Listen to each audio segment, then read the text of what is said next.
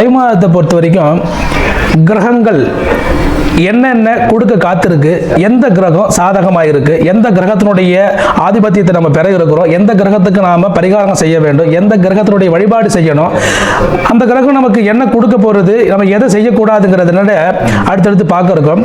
செவ்வாய் தை மாதம் 1ஆம் தேதி மட்டும்தான் தனுசுல இருக்கிறாரு. அதுக்கப்புறம் மகரத்துக்கு போறாரு. அந்த மாதம் முழுவதுமே மகரத்தில் தான் இருக்க போறாரு.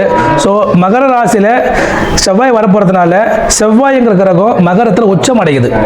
அப்போ மகர ராசியில் உள்ள நபர்கள் அவங்க கொஞ்சம் கவனத்தோடு இருக்கணும். வார்த்தைகளும் சரி, தன்னுடைய இளைய சகோதரர் வழிகளும் சரி. ஏன்னா செவ்வாய்ங்கிற கிரகம் சகோதரரை மட்டும்தான் சுட்டி காட்டுறதுனால கொஞ்சம் கவனமா இருக்கணும்.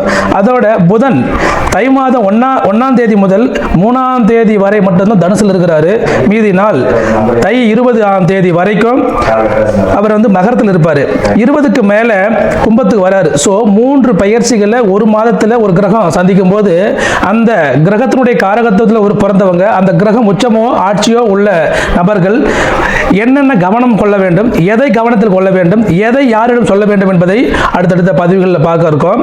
சுக்கிரன் தை 1 முதல் 22ஆம் தேதி வரை, அதாவது ஆடம்பரத்திற்கும் வீடுமனை யோகம் பற்றிய ஒரு கிரகம் இருக்குதுன்னா அது சுக்கிரன் சொல்ற கிரகம்.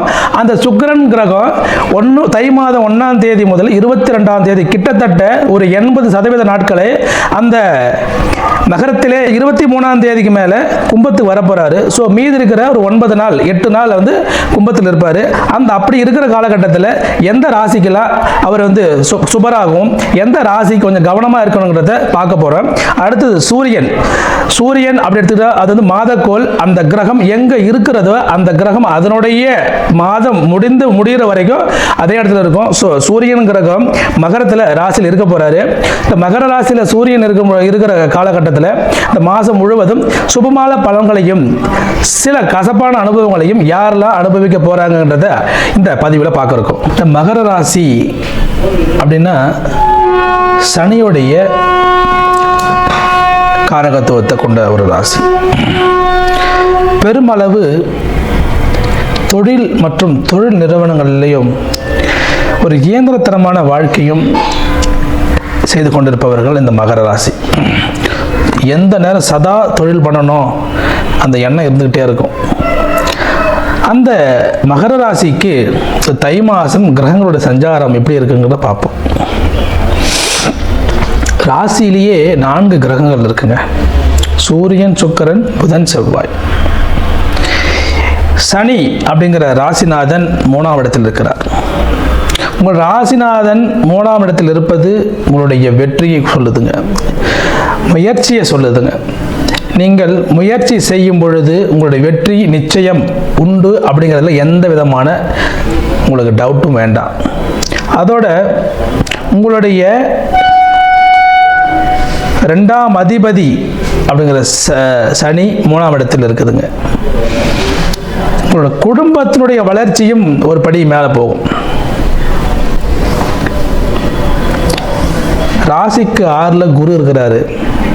இந்த ராசிக்கு 6ல் குரு என்ன உங்களுக்கு காத்திருக்குதுன்னா கடன், நோய், எதிரி, இது 3மே நிவர்த்தி ஆகுது. கடன், நோய், எதிரி தான் மிகப்பெரிய சிக்கலை கொடுக்குது. அங்கே குரு இருக்கிறதுங்காட்டியும் இது எல்லாமே நிவர்த்தியை செய்யுதுங்க. 6ஆம் இடத்தில் உள்ள குரு தன்னுடைய 5ஆம் பார்வையாக 10ஆம் இடத்தை பார்க்குது. இந்த 10ஆம் இடம்ங்கிறது தொழில் ஸ்தானம். தொழில் ஸ்தானம் வலுப்பெறுகிறது. வேலை செய்கிற, வேலைக்கு போகிற, வருமானம் குறைவு, வருமானம் வரல, பல நஷ்டங்களை மட்டுமே சந்திச்சுட்டு இருக்கிறேன், அது எல்லாமே மாறும். சரி, என்னுடைய தொழிலுக்கு கடன் கிடைக்குமா, ஒரு வளர்ச்சி இருக்குமா, ரொம்ப நாள் ஒரு மிஷின் ஒன்று வாங்கணும்னு நினைக்கிறேன், மிஷின் வாங்க முடியுமா, அதுக்கு லோன் கிடைக்குமா, கண்டிப்பாக கிடைக்கும்.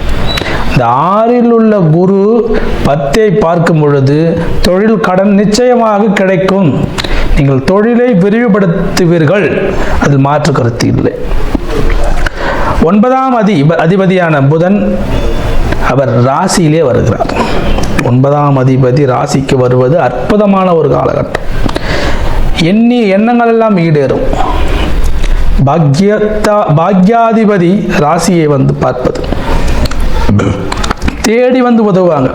தகப்பனாருடைய ஆசீர்வாதம், தகப்பனாருடைய சொத்து, அவருடைய சேவிங்ஸில் இருந்த பணம் எல்லாமே உங்களுக்கு கைக்கு வரும். ஒரு அற்புதமான காலகட்டம். 11ஆம் அதிபதி உச்சம். 11ஆம் அதிபதி உச்சம் ஆவறார். இது என்ன செய்யும்னா வெறும் லாபத்தை மட்டுமே கொட்டி கொடுக்கும். உங்கள் தொழிலில் 11ஆம் அதிபதி அப்படிங்கிற கிரகம் செவ்வாய் அவர் உச்சம் அடைகிறாரு.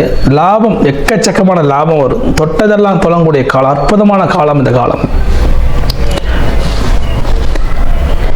8ஆம் இடத்தில் கேது இருந்து இருப்பது என்பது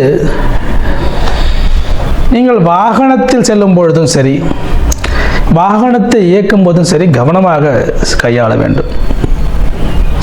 அது மட்டும்தான் உங்களுடைய ஒரு மைனஸாக இருக்குது. மற்றபடி இந்த தை மாதம் முழுவதுமாக சிறப்பாக இருக்கிறது. உடல்நிலையில் பொறுத்த வரைக்கும் தை மாதம் ஏற்றமாக தான் இருக்கும். எந்த குறைபாடுகளுக்கும் நீங்கள் அஞ்சி பயப்பட வேண்டாம். வெளிநாடு செல்ல வேண்டும் அப்படின்னு நினைக்கிறவங்க தூரதேச பயணம் செய்து நாங்கள் தொழிலை வலுப்படுத்த வேண்டும். நீண்ட நாளாக அப்ராட் போய் நான் வேலைக்கு செய்யணும், நான் ரொம்ப நாளாக நான் ட்ரை பண்ணிட்டு இருக்கேன், நான் அப்ராடில் படிக்கணும்னு நினைக்கிறேன், ஆனால் என்னால் முடியல. அதுக்கெல்லாமே இந்த காலகட்டத்தில் உங்களுக்கு முயற்சி செய்யுங்க, நிச்சயமாக வெற்றியை கொடுக்கும். நன்றி, வணக்கம்.